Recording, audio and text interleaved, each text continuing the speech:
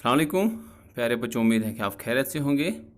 मैं आपका SST teacher Mukhtar sir आपसे मुखातिब हूँ एक नए वीडियो के साथ, एक नए लेक्चर के साथ।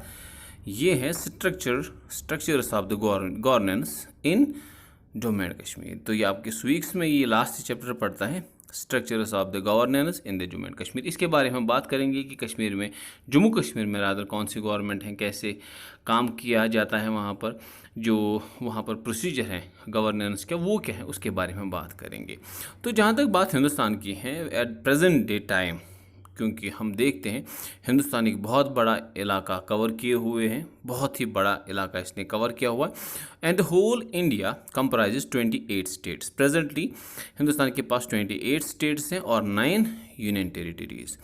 अब स्टेट और यूनियन टेरिटरी में थोड़ा सा फ़र्क होता है। स्टेट्स के पास अपनी गवर्नमेंट होती है इलेक्टेड, वहाँ पर सीएम होता है, उसके बाद वहाँ पर अपनी गवर्नमेंट होती है। लेकिन जबकि यूनियन टेरिटरीज़ की बात है, ये वो जोग्राफिकल रीजन्स रहते हैं जहाँ पे जो एडमिनिस्ट्रेशन होती हैं वो डायरेक्टली सेंट्रल गवर्नमेंट के अंडर काम करती हैं। और प्रेजेंटली हमारे पास हिंदुस्तान में 28 स्टेट्स और 8 यूनियन टेरिटरीज़ हैं। ठीक है सर। अब मैंने पहले ही कहा कि स्टेट्स की अपनी गवर्नमेंट्स होती हैं और यूनियन टेरिटरीज डायरेक्टली जो है सेंट्रल गवर्नमेंट के अंडर काम करती हैं। और जम्मू कश्मीर और लद्दाख जो कि हाल ही में वजूद में आए हैं, जो कि पहले एक स्टेट हुआ करती थी, लेकिन 9 अगस्त 2020 को ये Jammu Kashmir state 2 union territories Jammu Kashmir और लद्दाख में कन्वर्ट कर दिया गया। ठीक है सर। अब यहाँ पे अगर हम देखें जम्मू कश्मीर में union territory of Jammu and Kashmir की अगर हम बात करेंगे, मैंने पहले आपसे कहा था कि 9 अगस्त 2019 को एक स्टेट को कन्वर्ट कर दिया गया 2 यूनियन टेरिटरीज में, जिसके बारे में हम जानते हैं। एक इसमें पड़ता है जो है लद्दाख, जो कि लेजिस्लेटिव असेंबली के बगैर है। ये वो यूनियन टेरिटरी है जहाँ पर लेजिस्लेटिव नहीं है, लेजिस्लेटिव असेंबली नहीं है। लेकिन दूसरी यूनियन टेरिटरी जो इस स्टेट में बनाई गई वो थी जम्मू कश्मीर, और जम्मू कश्मीर को मिला के ये अलग यूनियन टेरिटरी है। इसमें लेजिस्लेटिव असेंबली है। लेजिस्लेटिव असेंबली जो है इसमें मेंबर्स रहते हैं, 107 मेंबर्स हैं इसमें कश्मीर और जम्मू कश्मीर के हवाले से। लेकिन इसमें 24 और होते हैं रिजर्व्ड, वो सीट्स रहते हैं उस इलाके के लिए जो पाकिस्तान के अंडर आजकल है। तो ये 24 सीट्स जो रहते हैं they are reserved for the members who are there in the Pakistan occupied Kashmir, जिसको हम बोलते हैं। वहाँ पे जो रिप्रेजेंटेटिव हैं उनके लिए 24 सीट्स रखी गई हैं और 107 जो है मेंबर्स हमारी लेजिस्लेटिव असेंबली में होते हैं elected.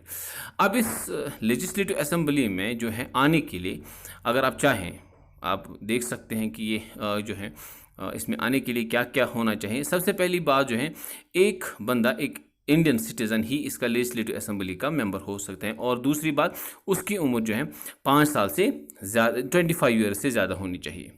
A person who is the citizen of India and at the same time whose age is 25 above, 25 साल से ज़्यादा जिसकी उम्र हो, वो इस लेजिस्लेटिव असेंबली का इलेक्टेड मेंबर बन सकता है, लोगों से चुन के वो आगे आ सकता है। और इस लेजिस्लेटिव असेंबली की जो है वो टाइम पीरियड जो रहता है वो 5 साल का होता है, यानी कि 5 साल के बाद फिर से यहाँ पर जो है इलेक्शन होते हैं और उसके बाद यहाँ पर नए सिरे से इस लेजिस्लेटिव असेंबली को बनाया जाता है। ठीक है सर।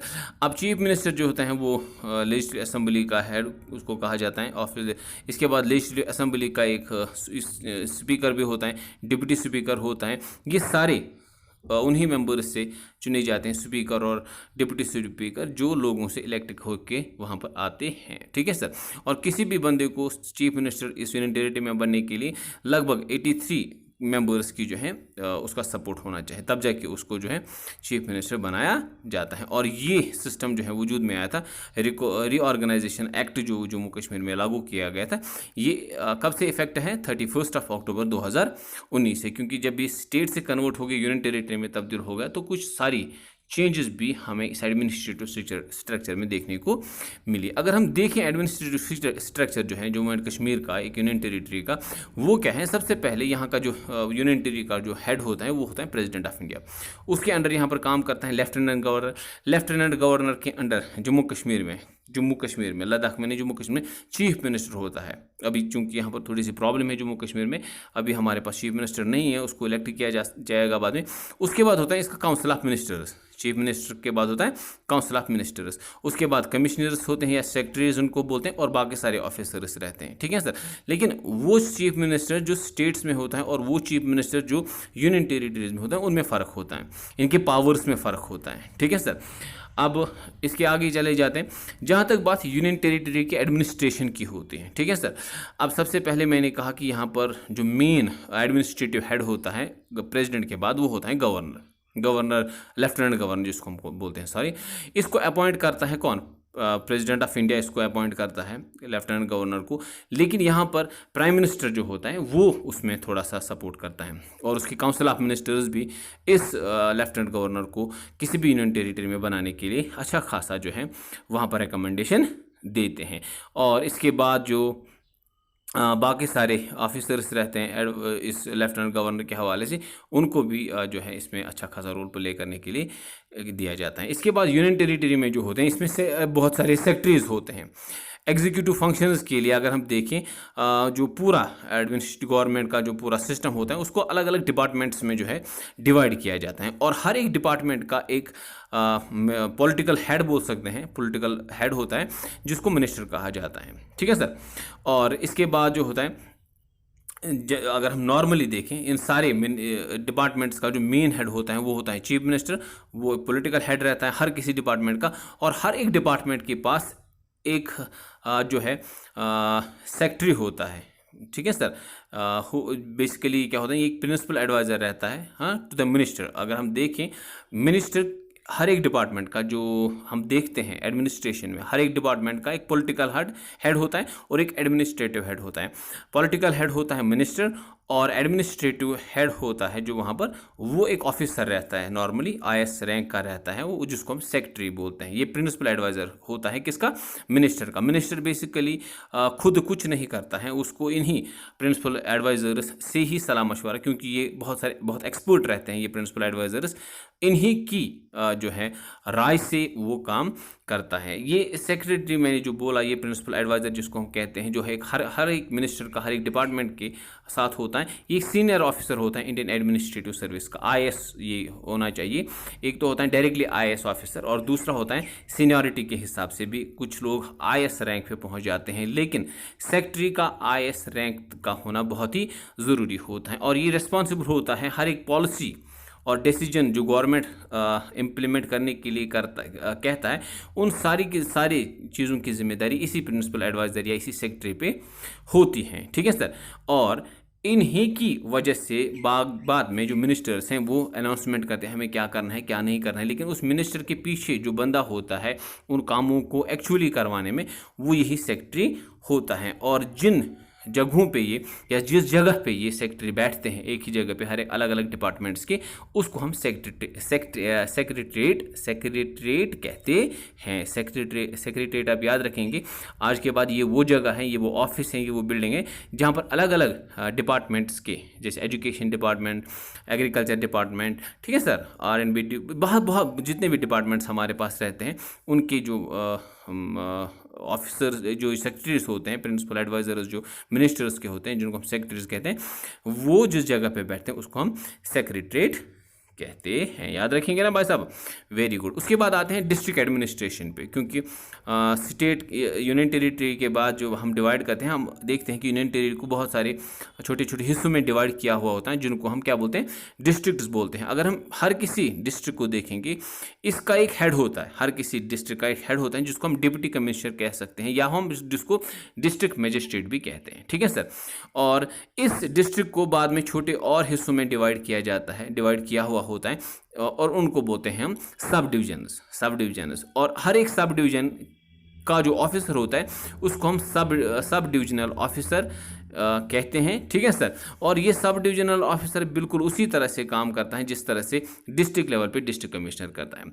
अच्छा, सब डिविजनल ऑफिसर जो सब डिवीजन में काम करता है, तो ये बिल्कुल उसी तरह से करता है जैसे मैंने पहले कहा, जिस तरह से डिप्टी कमिश्नर डिस्ट्रिक्ट में करता है। अच्छा सर, अब हर एक सब डिवीजन बाद में छोटे छोटे और हिस्सों में बांट दिया जाता है, इसको डिवाइड किया हुआ होता है, जिनको हम तहसील्स बोलते हैं, ठीक है। और हर एक तहसील का एक हेड होता है, एडमिनिस्ट्रेटिव हेड, जिसको हम तहसीलदार बोलते हैं। तहसील इसको फर्दर छोटे छोटे हिस्सों में डिवाइड किया हुआ होता है, जिनको हम क्या बोलते हैं, नयाबत्स। नयाबत्स क्या होते हैं, ये वो छोटे डिविजन्स होते हैं जो तहसीलों में होते हैं, और हर एक नयाबत का जो हेड होता है उसको हम नायब तहसीलदार कहते हैं, ठीक है सर। और ये जो नयाबत्स होते हैं बाद में ये छोटे छोटे गांव, इसको बाद में गाँव में, विलेजेस में डिवाइड किया जाता है। नयाबत के बाद जो फर्दर डिविजन्स होते हैं उनको हम विलेजेस बोलते हैं, बड़े बड़े विलेजेस होते हैं। और हर एक गांव को लुक आफ्टर करने के लिए एक ऑफिसर वहां पर रहता है, जिसको हम पटवारी बोलते हैं। पटवारी के बारे में आपको बताने की ज़्यादा ज़रूरत नहीं है, उसके बारे में हमें बहुत सारी इन्फॉर्मेशन पता है। चलो सर, फिर से हम एक बार एक गैलेंस में देखते हैं कि डिस्ट्रिक्ट एडमिनिस्ट्रेशन कैसे काम करते हैं। सबसे पहले डिप्टी कमिश्नर या डिस्ट्रिक्ट डेवलपमेंटल कमिश्नर कहो, एक ही बात होते हैं। उसके बाद आता है सब डिविजनल ऑफिसर या सब डिविजनल मजिस्ट्रेट भी इसको कहा जाता है। उसके बाद आता है तहसीलदार, तहसीलदार के बाद आता है नायब तहसीलदार, ठीक है सर। नायब तहसीलदार के बाद आता है पटवारी। अब डिप्टी कमिश्नर जो हाईएस्ट लेवल का होता है, डिस्ट्रिक्ट एडमिनिस्ट्रेशन का सारा कारोबार यही देखता है, या सारा कुछ डिस्ट्रिक्ट लेवल पे जो काम होता है वो इसी के सुपरविजन में होता है। डिप्टी कमिश्नर इसको कहा जाता है, इसको हम शॉर्ट फॉर्म में यहाँ पर डीसी बोलते हैं, ठीक है सर। लेकिन ये डीसी होने के साथ साथ बहुत सारे और भी जो फंक्शंस करता है, जैसे ये डिस्ट्रिक्ट कलेक्टर भी कहलाता है, इसको हम डिस्ट्रिक्ट मजिस्ट्रेट भी कहते हैं, इसको हम डिस्ट्रिक्ट डेवलपमेंट कमिश्नर भी कहते हैं। और ये बंदा जो डिप्टी कमिश्नर होता है या बाकी सारी जो हमने नाम इसके साथ जोड़ दिए, ये रेस्पॉन्सिबल होता है पूरे डिस्ट्रिक्ट में, किसके लिए, रेवेन्यू कलेक्शन के हवाले से, maintenance of law and order जो डिस्ट्रिक्ट में होना चाहिए उसकी रिस्पॉन्सिबिलिटी इसी के ऊपर होती है। और जो भी पॉलिसीज़, जो भी रूल्स होते हैं या जो भी डेवलपमेंटल वर्क्स होते हैं वो करवाने का सारा जिम्मा इसी के हवाले होता है। करते बाकी हैं लेकिन इसी के अंडर वो काम किया जाता है। जब हम इसके नीचे दूसरा बंदा जो देखते हैं डिस्ट्रिक्ट लेवल पे, वो होता है सब डिविजनल ऑफिसर या सब डिविजनल मजिस्ट्रेट, इसको भी कहा जाता है, ठीक है सर। ये सब डिविजनल मजिस्ट्रेट जो होता है ये भी एडमिनिस्ट्रेटिव सर्विसेज से बिलोंग करता है। इसका मतलब रैंक ही बड़ा अच्छी होनी चाहिए। एडमिनिस्ट्रेटिव सर्विसेज में ये होना चाहिए कि एस ऑफिसर कम से कम ये रहता है, जिससे पहले हुआ करते थे। और ये बंदा सब डिविजनल ऑफिसर जो होता है ये बिल्कुल वही काम करता है जो एक डिस्ट्रिक्ट कलेक्टर डिस्ट्रिक्ट लेवल पे करता है, ठीक है सर। लेकिन इसका चूंकि ज्यूरिसडिक्शन सब डिवीजन होता है, छोटा हिस्सा होता है, लेकिन जो हमारे पास ये डीसीज होते हैं इनका पूरा डिस्ट्रिक्ट होता है, वहाँ पर लॉ एंड ऑर्डर मेंटेन करना, रेवेन्यू कलेक्शन, बाकी सारी चीज़ें। लेकिन सब डिविजनल ऑफिसर का वही काम होता है, लेकिन विद इन द डिस्ट्रिक्ट एक पर्टिकुलर डिवीजन में, ठीक है। उसके बाद तहसीलदार। अच्छा, तहसील जो होते हैं ये बेसिकली छोटे छोटे हिस्से रहते हैं क्योंकि इन्हीं सब डिविजन्स के, इनको हम फर्दर डिवाइड करते हैं जिनको हम बोलते हैं तहसील्स, ठीक है सर। और ये सब डिवीजन ही का 2-3 वहाँ पर या 2 या 3 छोटे छोटे हिस्से रहते हैं, उनको हम तहसील्स बोलते हैं। और हर एक तहसील का जो होता है एक हेड होता है, ये जो होता है एडमिनिस्ट्रेटिव हेड, जिसको हम तहसीलदार बोलते हैं। और इस तहसीलदार क्योंकि अकेले काम नहीं कर सकता, वहाँ पर बहुत सारे नायब तहसीलदार होते हैं, तहसील ऑफिसर्स होते हैं या बाकी सारे लोग ऑफिसर्स होते हैं जो तहसीलदार को तहसील लेवल पे इन कामों को करवाने के लिए असिस्ट करते हैं। क्योंकि ये बंदा तहसीलदार अकेले तो कुछ काम नहीं कर सकता, तो वहाँ पर बहुत सारे नायब तहसीलदार और बाकी सारे तहसील ऑफिसर्स होते हैं जो इसको असिस्ट करते हैं अपने कामों को करवाने के हवाले से, जो इसको सब डिविजनल ऑफिसर करने के लिए कहता है। और उस सब डिविजनल ऑफिसर को वो काम इस तहसील लेवल पे अपने डीसी ने करवाने के लिए कहे होते हैं। अब ये तहसील जो होता है इसको फर्दर हम डिवाइड करते हैं ब्लॉक्स में, ठीक है सर। अब पहले तो नयाबत आती थी, अब उसको हम समझेंगे। लेकिन ब्लॉक लेवल जो होती है, ब्लॉक लेवल में क्या होते हैं, बहुत सारे गांव रहते हैं जिनको हम एक साथ एक नाम देते हैं, जिसको बोलते हैं एक ब्लॉक, ठीक है। Number of villages all together are called as block.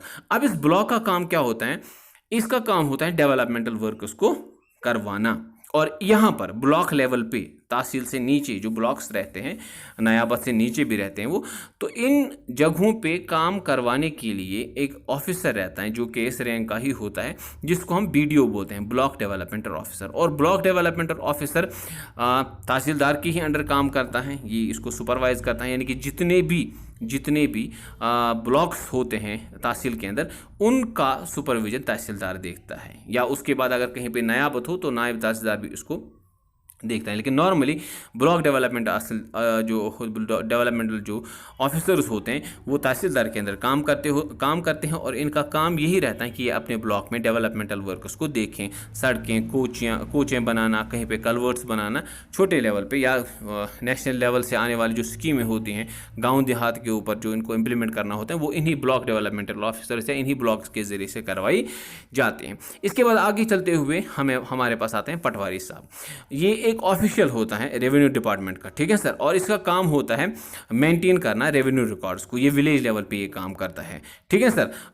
Eight the same time it is very important to mention point over here, ये वो बंदा होता है कि जिसके साथ हमारा लेन देन ज़्यादा रहता है, हमारे मैटर्स जो रहते हैं लैंड के हवाले से, रेवेन्यू के हवाले से, रेवेन्यू कलेक्शन के हवाले से, या transfer of land from one person to another person, क्योंकि हम ज़मीन को ख़रीद और फरोख्त का बहुत ज़्यादा यहाँ पर चलन रहता है। तो उस चीज़ को देखने के लिए विलेज लेवल पे जो रेवेन्यू ऑफिशियल रहता है उसको हम पटवारी कहते हैं। उसके पास उस पूरे विलेज का जिसका वो पटवारी होता है पूरा रिकॉर्ड रहता है, वहाँ पर उसके पास वो मैप रहता है जिसको हम कैडेस्ट्रल मैप कहते हैं, और उस मैप में हर किसी बंदे का उस गांव में जो रहने वाला होता है किसके पास कितनी ज़मीन है वो सब कुछ उस मैप पे दिखाया गया होता है। यहाँ पर आप देख सकते हैं map of Jammu and Kashmir और लद्दाख, क्योंकि आप देख सकते हैं क्योंकि इस मैप को मॉडिफाई किया गया है जब ये यूनियन टेरिटरी में कन्वर्ट हो गया। उससे पहले ये एक ही स्टेट कंसिडर किया जाता है।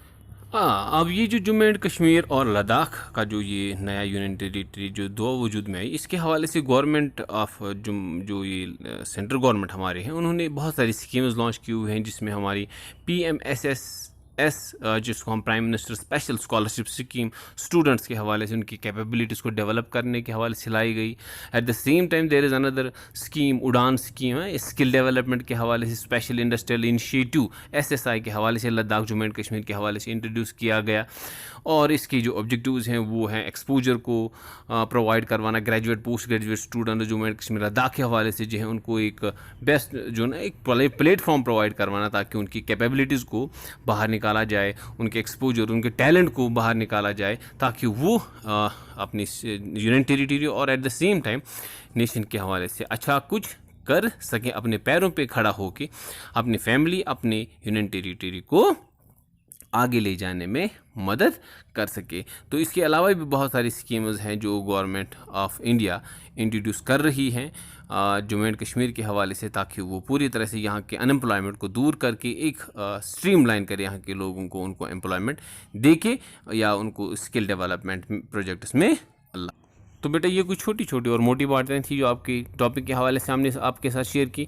I am again suggesting you go through the book. आप किताब को पढ़िए, अच्छी तरह से पढ़िए, ताकि और जो वहाँ पर इंफॉर्मेशन पड़ी हुए हैं एडमिनिस्ट्रेशन के हवाले से, union territory of Jammu and Kashmir के हवाले से, वो आप अंडरस्टैंड करेंगे ताकि आने वाले समय में कम्पिटिटिव एग्ज़ाम्स में वो आपका साथ देंगे। तो अगली वीडियो तक के लिए खुदा हाफिज़, सलामत रहिए, खुश रहे, अस्सलाम वालेकुम।